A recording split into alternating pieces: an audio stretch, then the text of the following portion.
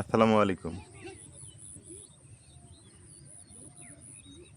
আজকে আপনাদের সাথে কিছু বিষয় শেয়ার করি। আমার মনে হয় আমি আর গ্রামে থাকতে পারবো না। তার কারণ হলো কি, বাইরে মানুষ যদি শত্রু হয় সেটা মেনে নেওয়া যায়। কিন্তু ঘরের মানুষ যখন শত্রু হয় তখন কিন্তু টেকাটা খুবই মুশকিল। আজকে দেখেন আমার মাকে আমি কি করি নাই, আপনারাই বলেন। আমার মাকে আমি কি করি নাই, বলা লাগে না, বলতে হয়। তারপর কিছু কিছু বিষয় বলতে হয়। তার ৩-৪ লাখ টাকা ঋণ ছিল, ঋণ পরিশোধ করছি। তারপরে সে যে বিয়ে শাদী করছে আরেক জায়গায়, তার হাজব্যান্ড আসে, তাকেও তো আমি আদর যত্ন করছি। এখন আসে না, আদর যত্ন যতটুকু করার করি। আজকে আমি কিন্তু বাপ হারা, কারণ আমার খাগড়াছড়িতে কোনো ঠাঁই নেই। আজকে মায়ের কাছে এসে ঠাঁই নিছি। সেই মা যদি আমার সাথে এইরকম আচরণ করে, কিভাবে টিকবো? আমি কোথায় যাবো? আমার যাওয়ার জায়গাটা কই আপনারা বলেন তো একটু। অনেকে বলবেন কি হয়েছে সেটা ভাই একটু খুলে বলেন তো। খুলেই বলি, অনেক দিন থেকে আমার মনটা চাইতেছে যে একটু মসুর ডাল আর একটু করলা ভাজি খাইলে মনে হয় মনটা ভালো হবে। মা, আমার খাইতে ইচ্ছে করতেছে, খারাপ লাগতেছে। তো নাজমিনকে বললাম একটু করলা ভাজি করো, একটু মসুর ডাল রান্না করো। বিশ্বাস করবেন, খাইতে বসছি, আমাকে এমন অকথ্য ভাষায় গালাগালি করতেছে যে এই গরমে মানুষ মসুর ডাল খায়। হ্যাঁ, মানে জানেন তো গ্রামের মহিলারা কি ভাষায় কীভাবে গালাগালিগুলো করে। মানে এত বিশ্রী ভাষা গালাগালি করতেছে।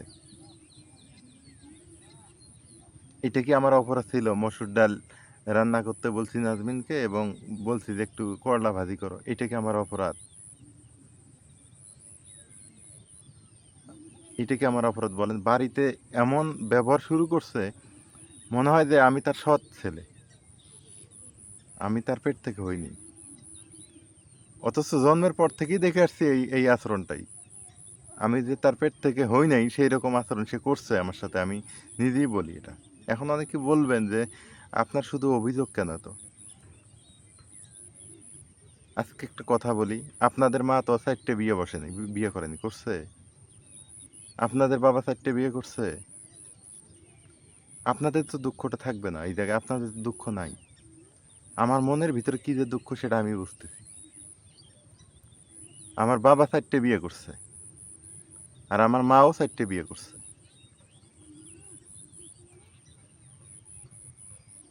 তাহলে এবার বোঝেন আমার মনের ভিতরে কি কি চলতেছে। আচ্ছা যাক, সেটা না হয় করছে, কিন্তু আমার সাথে যে ব্যবহারগুলো করতেছে, যে আচার আচরণগুলো করতেছে, আমার তো মনে হয় না আমি তার সন্তান।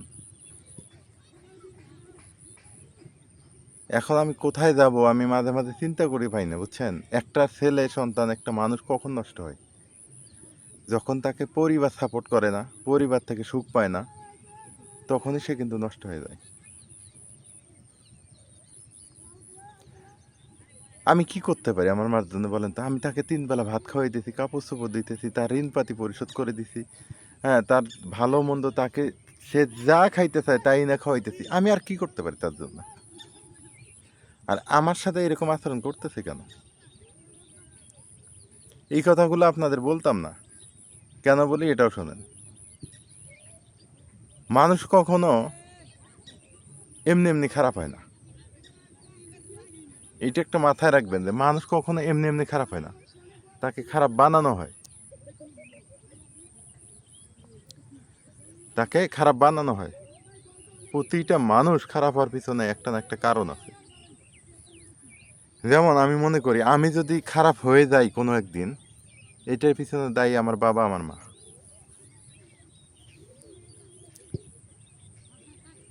আমি টাকা কামাই করে কি করব? আমি মাসে 10,000 কামাই, 20,000 কামাই, 30 যাই ইনকাম করি, আমি টাকা ইনকাম করে কি করব যদি আমার সুখ না থাকে? বলেন, টাকা দিয়ে কি সুখ পাওয়া যায়? আরেকটা ব্যাপার শেয়ার করি আপনাদের সাথে। জীবন যুদ্ধে এত দূর আসলাম, কষ্ট সহ্য অনেক লাঞ্ছনা স্বীকার করে আসলাম। আজকে এই পর্যায়ে নাজমিন হচ্ছে প্রেগন্যান্ট, আপনারা জানেন, ওর সময় হয়ে আসতেছে, বাচ্চা বেবি হবে। এই সময়গুলোতে এসে বাড়িতে যদি ঝগড়াঝাটি থাকে সব সময়, কেমনটা লাগবে?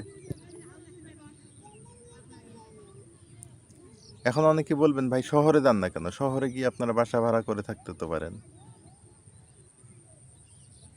শহরে গেলে ক্যাশ লাগবে, টাকা লাগবে, ঘর ভাড়া, তারপরে আপনার অনেক ঝামেলা শহরে, এটা আপনারা জানেন। গ্যাস বিল, পানি বিল, বুয়া বিল, আয়া বিল, কত বিল। আর সেই টাকা তো আমার কাছে নাই। এখন অনেকেই মনে করবেন, বলবেন যে চাকরি করেন না কেন? বাংলাদেশের প্রেক্ষাপটে আমি বলি, অনার্স মাস্টার্স পাস করতে করতে ন্যাশনাল ভার্সিটি থেকে আমি পাস করতে করতে আমার বয়স হয়ে গেছে 28। চাকরির প্রিপারেশন নিতে নিতে আমার 30 বছর হয়ে গেছে। সরকারি চাকরি শেষ, সরকারি চাকরি গেল, বয়স শেষ। বেসরকারি চাকরি ঢুকবো, কাকে ধরবো? কে আমাকে চাকরি নিয়ে দেবে? বেসরকারি চাকরিতে মামা, খালু, চাচা এগুলো ছাড়া তো চাকরি হয় না। যারা চাকরি আবেদন করছে তারা বলতে পারবে। ছিলাম তো কেয়া গ্রুপে চাকরি করছিলাম, 12,000 টাকা বেতন ছিল। তাও এক আন্টিকে হাত ধরে পা ধরে চাকরিতে ঢুকছিলাম। ঢুকার পরে বেতন বন্ধ হয়ে যায় আমার। 12,000 টাকা বেতন, সেই বেতনই আমি পাইতাম না। তাহলে আমি পরিবার চালাবো কী করে? তো ভাবলাম যে গ্রামে যাই, মাসে 15-20 হাজার যাই ইনকাম করি, সেটা দিয়ে অন্তপক্ষে সংসারটা চলবে, এই প্যারাগুলো আর থাকবে না। কিন্তু এখানে এসে এমন একটা পজিশনে পড়ে গেলাম, আমি যাইতেও পারতেছি না শহরে, থাকতেও পারতেছি না গ্রামে। একটা বাড়িতে, আপনাদের তো ক্যামেরাতে দেখাই না, একটা বাড়িতে যদি সব সময় চিল্লা ফাল্লা, মানে মুখ অন্ধকার করে থাকা এইরকম থাকে, তাহলে কার ভালো লাগবে বলে? আপনার ভালো লাগবে?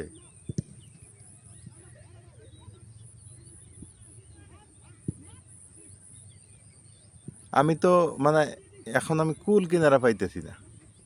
মনের দুঃখে নদীর পাড়ে বসে আছি, বসে বসে আপনাদের সাথে দুঃখগুলো শেয়ার করতেছি। দুঃখ শেয়ার করলে নাকি মানে বুকের জ্বালা একটু কমে, মন হালকা হয়, এই জন্য দুঃখগুলো আপনাদের সাথে শেয়ার করতেছি।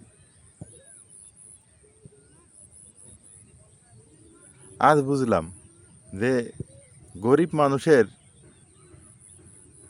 সুখ আল্লাহও সহ্য করতে পারে না মনে হয়।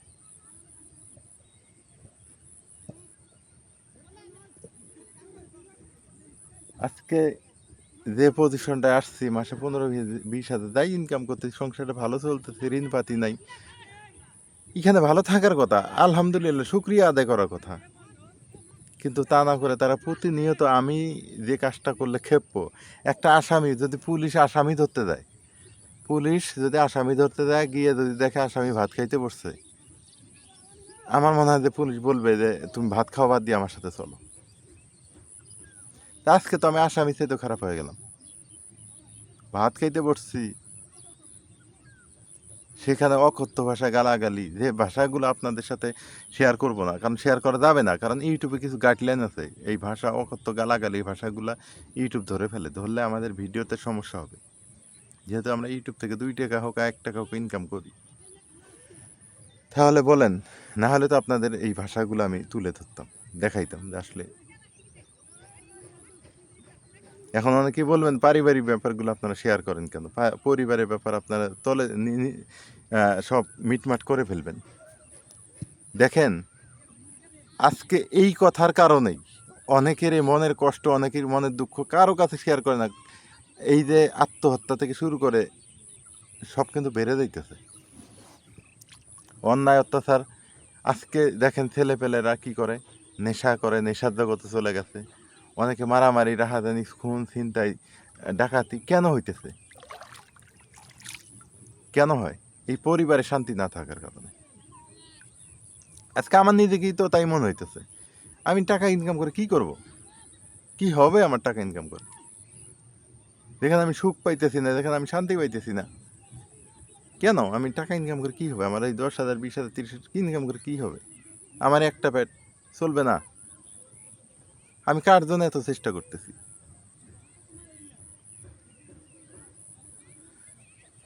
বলেন আমি কার জন্য এখন চেষ্টা করতেছি? ঢাকায় যাব, চাকরি নাই, মামু নাই, খালু নাই, কেউ নাই, কোথায় যাব বলেন? কি করব?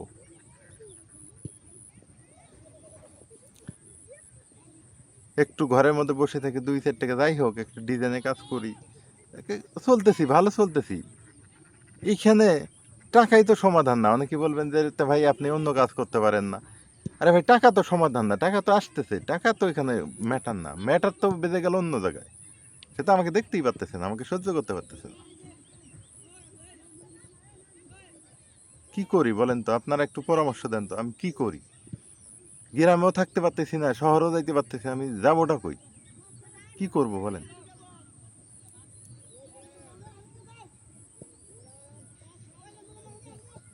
পারিবারিক ব্যাপারে শেয়ার করা যায় না, কিন্তু এখান থেকে শেখার অনেক কিছু আছে। আপনাদেরও সন্তান আছে, আপনাদেরও ভাই বোন আছে, আপনাদেরও মা আছে, বাবা আছে। আপনারা এখান থেকে শেখেন যে একটা সন্তান কেন নষ্ট হয়, কেন খারাপের দিকে যাইতেছে। আপনাদের তো প্রথম থেকে শেয়ার করে আসতেছি আমি। আমি দিন দিন মনে হয় আমি আস্তে আস্তে খারাপের দিকে ওরা নিয়ে যাইতেছে, আমাকে ঠেলে ঠেলে নিয়ে যাইতেছে। না আমি বিড়ি খাই না এটা আমার অপরাধ, আমি সিগারেট খাই না এটা আমার অপরাধ, আমি গাঁজা খাই না এটা আমার অপরাধ, না আমি মদ খাই না এটা আমার অপরাধ, কোনটা?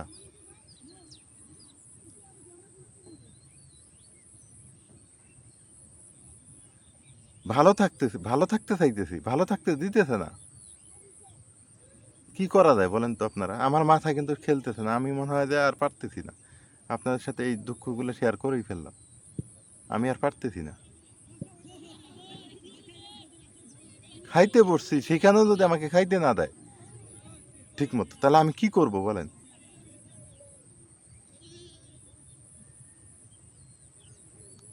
ঝগড়া লাগার তো একটা ইস্যু থাকবে, তাই না? যে একটা কাহিনী থাকবে। কোনো কাহিনী তো নাই এটা, এটা কোনো কাহিনী হইলো?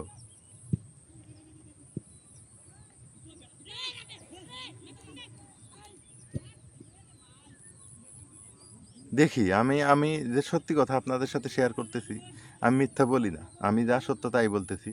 এতে আপনারা আমাকে অপরাধী করতে পারেন, আমি তাতেও আমার কিছু, আমি আমার মাকে ভাত দিই, আমার মাকে আমি কাপড় দিই, আমার মাকে আমি সব কিছুই দিই। আমার অপরাধটা কোথায়? আমি এই সত্যগুলো বলতেছি, এটা আমার অপরাধ? সত্য কথাগুলো বলা অপরাধ?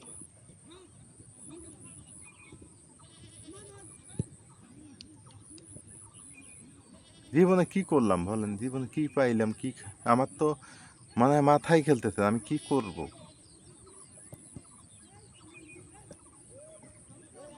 আজকে শুধু আমার পরিবারে এরকম, আপনারা দেখেন প্রতিটা পরিবারে এই সমস্যাগুলো লেগেই আছে। বিয়ে করলেই ছেলে খারাপ, বউ খারাপ, আবার বউর কাছে দেখবেন যে শাশুড়ি খারাপ। আমরা যারা আমরা ছেলে মানুষ, আমরা কোথায় যাব? বউ বলে শাশুড়ি খারাপ, শাশুড়ি বলে বউ খারাপ। তাহলে আমরা কি করব? আমি আমি যে মাঝখানে, আমি তো বিয়ে করলাম, আমি কি করব? আমি তো একজনের সন্তান, একজনের হাজবেন্ড নাকি? আমি কি করতে পারি বলেন তো?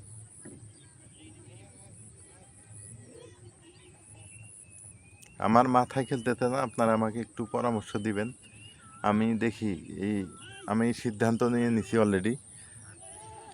যদি মরা লাগে ঢাকা শহরে বা অন্য কোনো শহরে গিয়েই মরবো, না খেয়ে যদি মরা লাগে তাই মরবো। তাছাড়া আর আমার কোনো, আমি পথ দেখতেছি না। যদি ঢাকা শহরে গিয়ে মানে রাস্তাঘাটে আমার মৃত্যু হয় তাই হবে। আমার এক বন্ধু বলছিল একটা কথা, আমার এক বন্ধু বলছিল যে যখন স্কুলে পড়ি, কয় দোস্ত তোমার সমস্যা আছে। আমি বললাম কি সমস্যা? ও তখন বলছো খালি তোমার সমস্যা না, এটা আমারও সমস্যা আছে। আমি তোমার আবার কি সমস্যা? আমার নাই হইলো, তোমার কি সমস্যা? কয় না দুইজনেরই সমস্যা, একই সমস্যা। আমি বলো তো, কই তোমাকে দেখলে দেখা যায় না, তোমাকে দেখলে মনে হয় যে তুমি কোটিপতির সন্তান, বড় লোকের সন্তান, আর আমাকেও দেখলে তাই মনে হয়, কিন্তু আসলে তো আমরা কোটিপতির সন্তান না। আমাদের ফেসটাই এরকম, আমাদের চেহারাটাই এরকম। আজকে ওই বন্ধুটার কথা মনে পড়ে গেল। আজকে আমার উপরটা খুব ভালো দেখা যায়, উপরটা না আমার খুব ভালো, কিন্তু আমার মনের ভিতরে যে কি চলে, আমি মনে হয় হাসি না আজকে কত বছর থেকে যে হাসি না আমি প্রাণ খুলে আমি নিজেও বলতে পারবো না। আমার মনের ভিতরে যে কি কষ্ট, আমার যে কি জ্বালা, এটা কিন্তু কেউ বুঝবে না। ওই যে এক কথাই বললাম, এই প্রশ্নের উত্তর আমার মাও দিতে পারবে না, বাবাও দিতে পারে নাই। আমি জিজ্ঞেস করছিলাম যে তোমার মা বিয়ে করছে কয়টা? কয় একটা। তোমার বাবা কয় একটা। তাহলে আমার মা কয়টা বিয়ে করলো, আমার বাবা কয়টা বিয়ে করলো? সেটা নাই করুক, তো ব্যবহারটা তো অন্তপক্ষে ভালো থাকার দরকার তাদের, তাই না?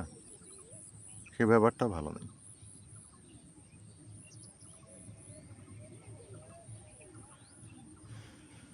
এইটা আপনাদের বললাম, হয়তো অনেকেই বলবেন যে ভাই আপনি হঠাৎ করে সিদ্ধান্ত নিলেন, এখানে গেলেন ওখানে গেলেন, আমাদের তো বললেন না, জানাইলেন না।